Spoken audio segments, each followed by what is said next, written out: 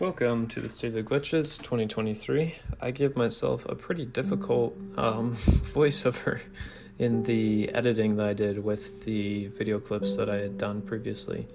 So I'm gonna have to say some things pretty quick.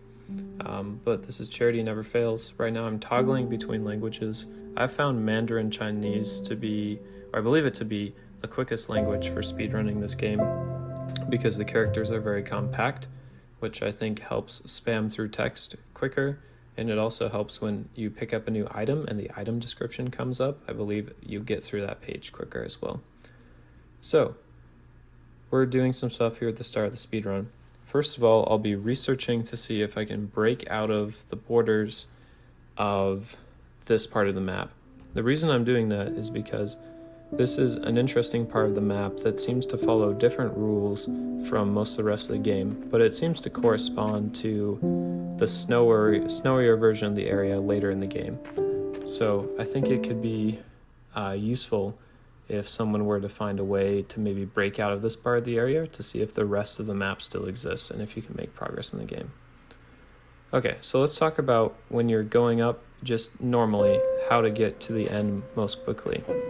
So, ignoring the little stumble I had a little bit ago where one guy's a bit farther ahead than the other, what I'm doing is I'm turning right and I'm going through the trees because the trees don't have collision. I have a theory for why that is. We'll talk about that later. And also, if you aim low on that pathway, you can skip the cutscene where someone in the crowd says something to you. Alright, so again, I think this corresponds to the snowy part, and giving it time to reload. You'll notice what's happening here is that there are no real trees on the snowier part later on in the map, which again makes me think that the two maps are probably related. So that's why I'm so excited to maybe see if we could find a way to break out of the barriers on the green version of the map. Maybe if there's a way to progress through the game. Don't know if it's possible though. Moving on, because it's very quick. This is the over and out scene where Faye is telling you to go get the rocket. Notice one thing I did is I kind of cut the corners on the trees coming around the bend. I also dodged the ghosts, because when you hit the ghosts, talking to them takes a little bit of time. So I pick up the item, I'm going to spam through the interactions, and now I go straight up. The reason for that is I believe that going up is the quickest way to trigger the cutscene. And here's some comparisons. If you don't go far enough up and hit that tree, you don't trigger it.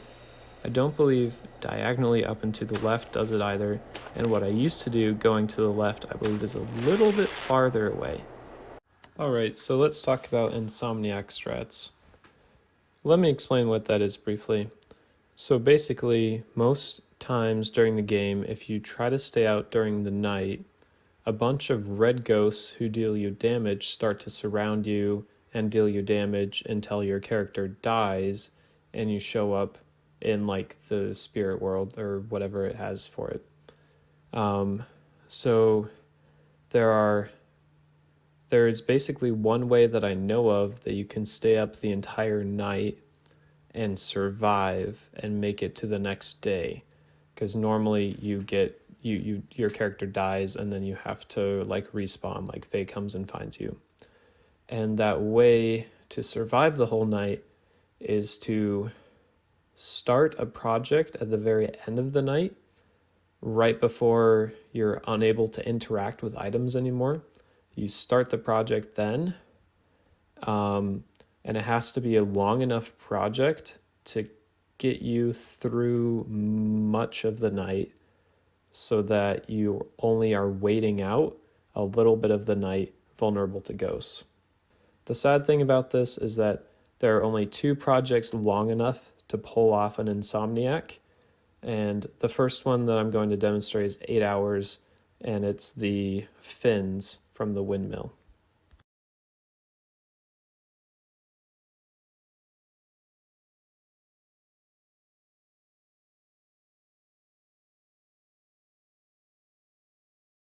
So in this clip, I actually made a pretty basic mistake, which is that I didn't wait long enough before starting to harvest the fins from the windmill. And so what you'll see in just a little bit is that meant that I was exposed to ghosts for long enough that I perished. And you'll see at the end of this what it looks like when you die and you get like found by Fae and woken up again.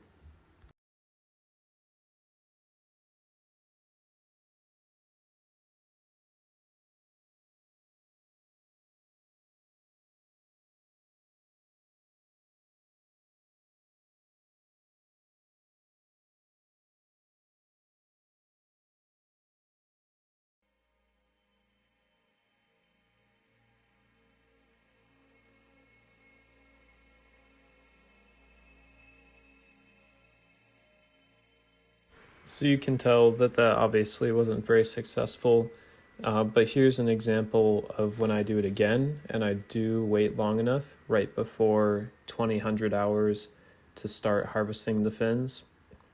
I'll note that when I demonstrate it, I also use the same tactic that I actually use in my speedruns, which is first I get the car engine and then I get some electronic waste from the factory, and then I'm able to still make it over to the windmill in time to interact with the item and then make it through the night. I'll also note that at the end of this clip, I decided to see if I could explore the borders of the area that you die in, because it looks very close to like the spirit world that you visit at the very end of the game. But unfortunately, I could not find a way to get out of that part of the map that it puts you in when you die. I wish I could. Maybe it connects to the spirit world at the end of the game, and that would be a great way to get right to the credits and end the game if you could find a way to just get to the other part of the spirit world. Enjoy. I forgot to note this on my previous recording, but one problem that I've run into that I'll explore a little bit more in depth with the next demonstration is that after you've actually pulled off an insomniac with these items at the beginning of the game, there's not really anything useful that you can do, and I'll talk more about why there's not much to do in a little bit.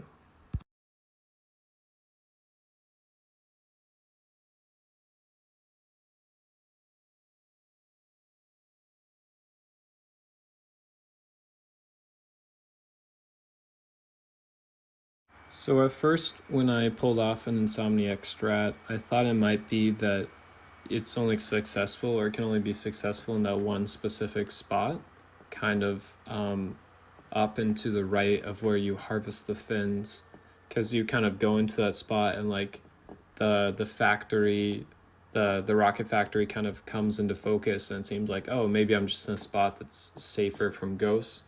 But in this clip, I demonstrate that you can actually get an insomniac strat at other points of the map as well. However, I also try to explore things that I can do after not sleeping for a night. One of the biggest problems, though, is that your character's movement slows down considerably. So that means that even if you were able to pull off an insomniac in some other part of the map, which I only know of ways to do it in the beginning, you might not get to your destination any quicker, even if you don't have to sleep. In addition to that, one problem that you run into is that you just can't access most areas of the map after an insomniac at the beginning, because you don't have the metal cutter to get through the gates, and you don't have your snow gear to survive the snow. So what you can do is really quite limited, and you can't really make progress on quests or do anything that's very useful. So you might notice I try to explore some of the boundaries here to see if there's any way I can clip outside the boundaries of where I'm supposed to be able to go. One technique, which I believe I demonstrate in this section, is on iPhone at least, if you start moving a direction and then you press the home screen, your character keeps walking forward. or they make the walking animations. So you go back in and they keep on walking, but they're not moving, if that makes sense. So they're stepping and stepping, but staying in the same place. It would be ideal if there were something like that where, like, they could keep on stepping and moving forward while the game is not open, which I don't know if that's possible, but if it didn't handle collision in the same way. So, if you start walking towards a wall that you need to go through, and then you exit the game, if your character could somehow walk through the wall during that time while you don't have the game pulled up, that would be really cool, because that would allow access to some areas that could make the run a whole lot faster, like the Sacred Mountain, or if there were a way to actually clip through parts of the spirit world to get to the end quicker, that would be huge. So that there are 2 items I know of where you can pull off an Insomniac, and that's the rocket fins, but then also the car engine can get you a better Insomniac, because that one takes 10 hours to harvest, so you can actually make it through the entire night without taking any damage. So it is possible technically to pull off a double Insomniac, survive 2 nights in a row, if you were first to harvest the car engine and then secondly to harvest the fins. Vice versa works as well. Another thing that I tried to do in this section is I hoped that if I watched a memory from a section where my movement was normal, then it would restore my full movement speed or otherwise help me. But as far as I could tell, watching previous cutscenes did not restore any of the features. However, it is an idea that I just wanted to try. The last strategy for the first rocket before we go to rocket 14 is that when you're going down the snowy path that leads towards the old rocket burial launch pad, if you take the highest point on kind of the gray bank of the road, you can walk on that, then you're able to dodge the burial guide in the middle, so you don't have to get the item description for that. It'll save probably about 15 seconds to just avoid it. However, don't do what I do, which is that I walk into a ghost right after that. There's really only one main thing that I need to share about Rocket 14, which is that it's the one cutscene skip that I know how to perform. However, it's not a very helpful cutscene skip. So I'm going to demonstrate going over to the village on the left, which I believe is the town of Malkuth.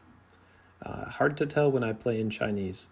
But so when you go to Malkuth, you normally walk through this point past the truck, and then you see this old barrier, and then you go north to the store. And the second time that you walk past the barrier, it plays you a cutscene where you remember, a quarantine barrier for the town that was like a checkpoint that you went through with your uncle.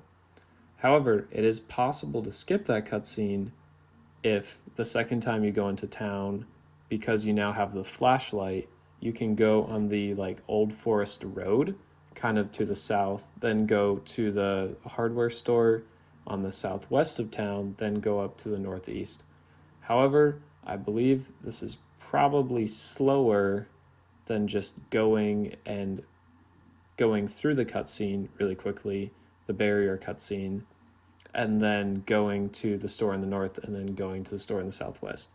So it's the one cutscene skip that I know how to perform, but I don't think it saves time. I think it actually adds time to the speedrun.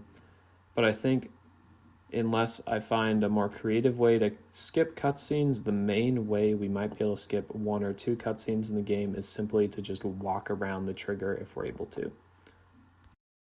Thing that I just demonstrated, and we kind of went past it too fast, is that when you're exploring the house with the igniters, it's helpful to do the flashlight at the top left rather than at the bottom, because when you do at the bottom, you get the map right away. We don't actually need the map in the speedrun. However, I will show you later how we use the map for a glitch. So I do get it in this version of my run, but I wouldn't do it in a real speedrun. Lastly, for Rocket 14, keep Keep in mind that there's nothing preventing us from walking between these two buildings.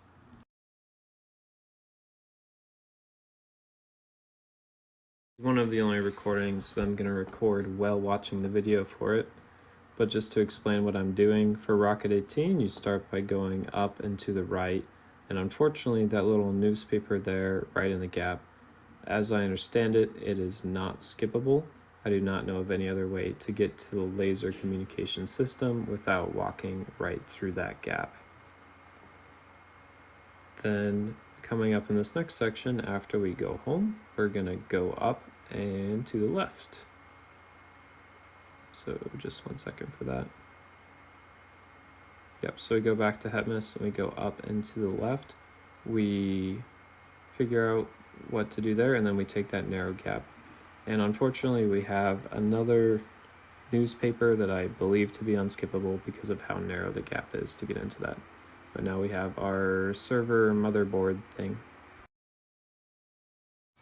Rocket 19 is really sad because it's a fun part of the game, but we can skip it entirely by just going home again and again rather than actually looking for any materials. It triggers the cutscenes and the game states where you talk with Faye and you have an argument and then Faye leaves. So you can get to the next section of the game without ever going to the other parts of Hetmas City to get the materials there. So it's sad stuff, but it is the quickest way to just not go and get the materials. I'm not going to demonstrate how I go up the mountain to rescue Faye, but I will show this glitch that I used the Malkuth town map for. So we're at a part of the speedrun with John where there's no time and I'm stuck in the mountain, so I should have no way to get out.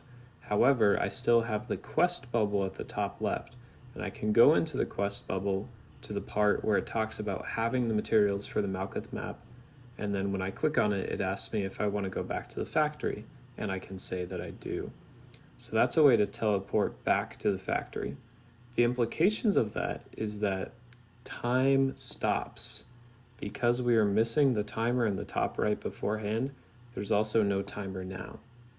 I think the use of this could be in 100%, in an 100% speedrun where players might want to stay out for longer than just a little bit at a time in collecting artifacts. However, the problem is I'm still trying to find a way to get from a spot of no time to a spot where you can win the game.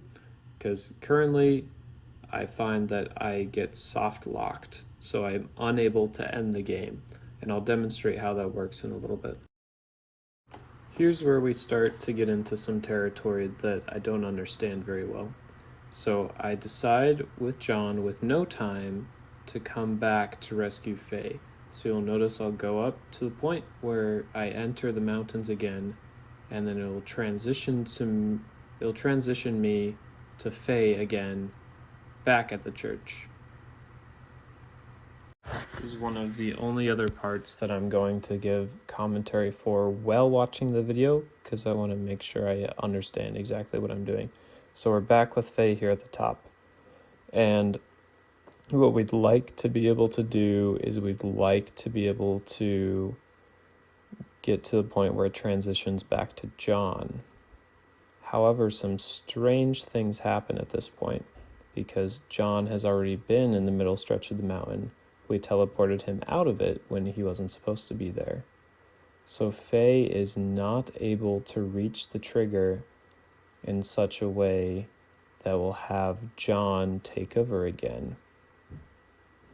As far as I understand it, we basically get stuck in this point. And it's strange because if I try to go down the mountain, it says John, the church isn't this way, which makes me think that the game is treating it at that point like you have John with you because it's the second time you've been up north.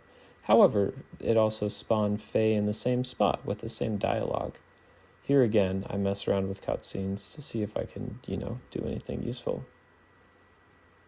However, when we try to go west on the other path, we get the message from Faye that the church is up north, and that path isn't the correct way. However, we're still not able to get out of this state that we find ourselves in, kind of stuck in the north with John and without John at the same time, but really just by ourselves.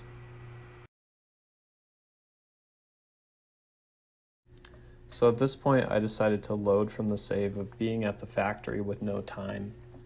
And I realized pretty much the only thing left to do was to see what happened if I were to perish and go to the spirit world. However, I will make it very clear right now, I do not support suicide or self-harm in any way.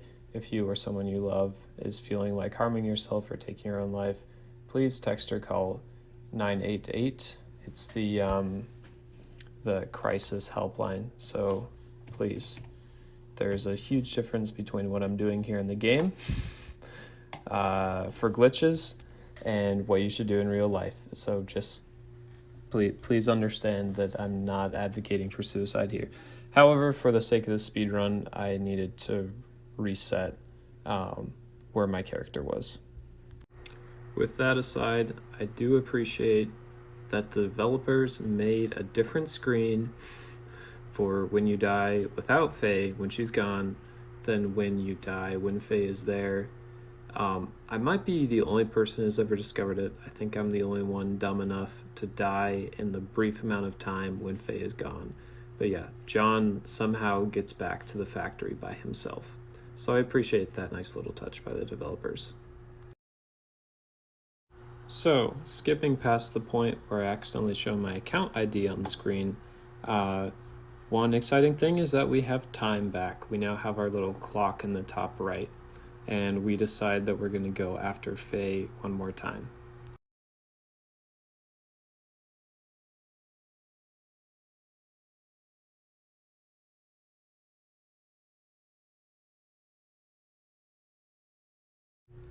So, unfortunately, as far as I can tell though, having time back did not get me out of the dilemma I had found myself in previously, which is sad. I had kind of forgotten when I was editing the video if I had found anything promising at this point, but I cannot directly find anything that looks like it will lead to something useful. So there's still the problem of if you stop time by leaving the mountain, I don't know of a way to end the game, to get to the credits. You can get back to having time, but I don't know of a way to actually rescue Faye from the mountain. So that's kind of discouraging. Anyway, I hope you've enjoyed watching this video. What I'd hope to see with more glitch hunting in the future is I hope that we can find a way to skip some of the major sections of the game better. And I would love if we find a way to do that by either kind of breaking the sequence where we're jumping ahead in sequence when we're not supposed to, like somehow we skip from the over and out scene to later in the game, or something like that, or like Rocket 13 to Rocket 18. If we could somehow break the sequence, that would be great. Or if we find some clever way to clip into areas of the game that we're not supposed to be in.